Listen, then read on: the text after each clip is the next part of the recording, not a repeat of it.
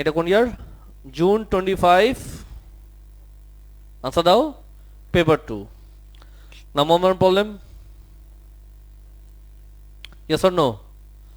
প্যারাগ্রাম কেমনে শো করতে হয়?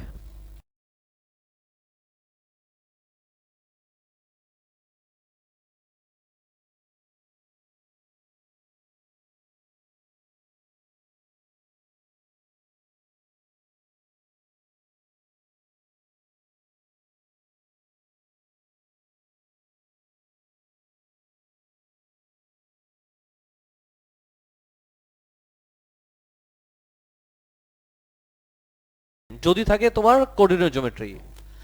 আর ভেক্টরের বেলায় তুমি যেটা করবা, তুমি সবগুলা লাইনের ভেক্টর বের করবা। সবগুলা লাইনের ভেক্টর বের করবা, দেখা দিবা যে অপোজিট লাইনের অপোজিট লাইনের ভেক্টর সেম আছে। অপোজিট লাইনের ভেক্টর তুমি এ বি জানো, ইয়েস অর নো? হ্যাঁ, এডি কত? এডি জানো, এসি জানো, কি কি জানো? এই দুটো ভেক্টর দিয়ে বিসি বের করা যাবে।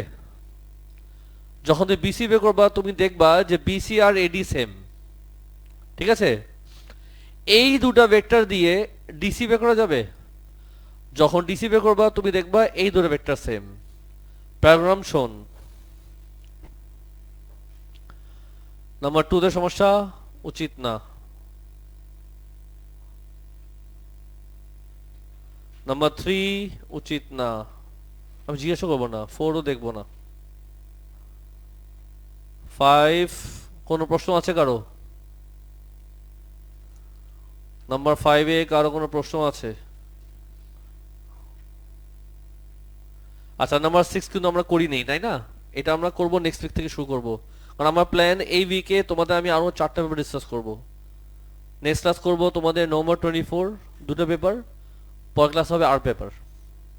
8টা পেপার সলভ হবে, দেন আমি চলে যাবো কিসে? 3 ডাইমেনশনালে।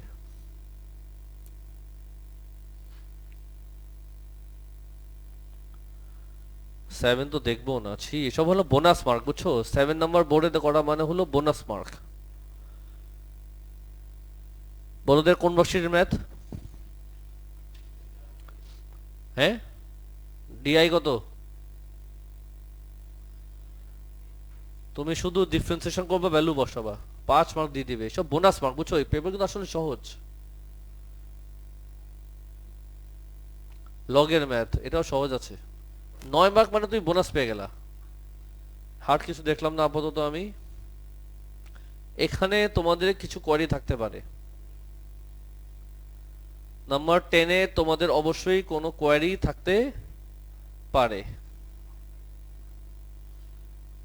যদি কোয়ারি আছে বলবা, স্যার আমার ওই পার্টে এখানে সমস্যা আছে, ঠিক মতো ডিটেল করবা।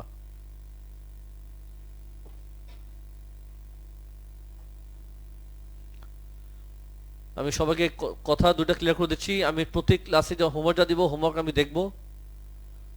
হোমওয়ার্ক যদি না থাকে আমি কিন্তু ছাড় দিব না। আর অ্যাবসেন্ট থাকতে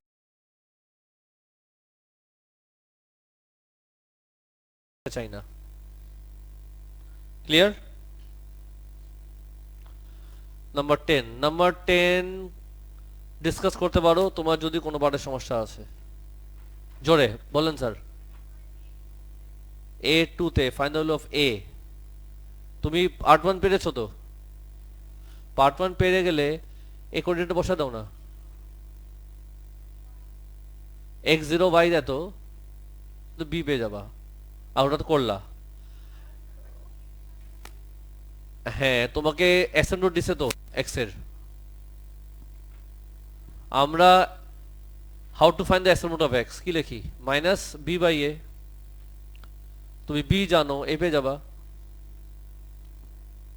কে বললো? বুঝছো? পার্ট বি তে আরেকটা ইকুয়েশন বের করলো, পার্ট সি তো চললো। সমস্যা তোমাদের ডি তে আছে বোধহয়। ডি দেখতে পারো।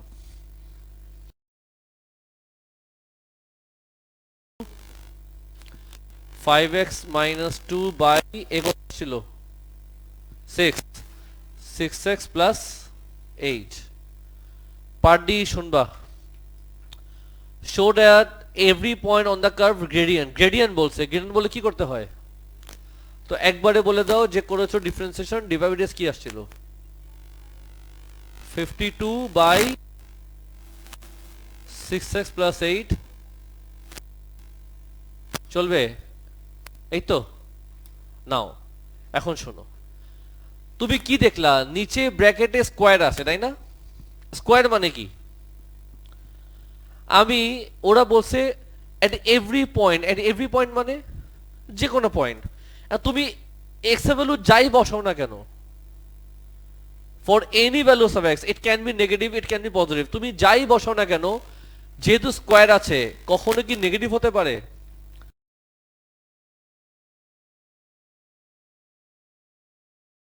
Values of x divided x কি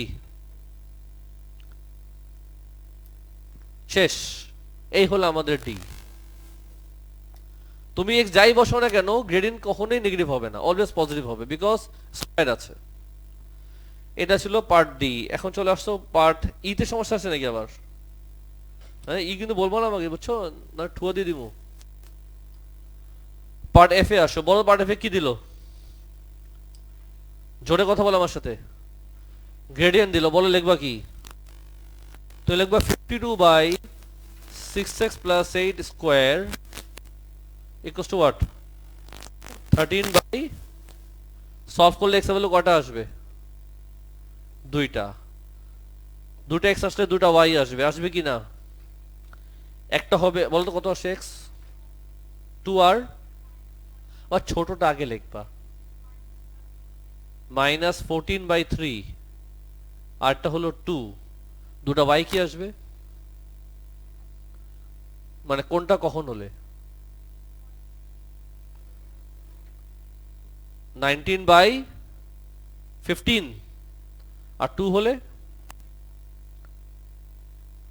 তাহলে আমাদের দুটো কোঅর্ডিনেট কি ই হলো আমাদের -14/3 19/15 আর f কত হবে 2, কি চেয়েছে ওরা বলো লেংথ চেয়েছে লেংথের ফর্মুলা ইউজ করবা ইএফ পেয়ে যাবা ওরা কি ডেসিমালে চেয়েছে ডেসিমাল চেয়েছে যেহেতু লেফট আরো সহজ হয়ে গেল যা আসবে লেংথের ফর্মুলা অ্যাপ্লাই করবা কত আসছিল 6.72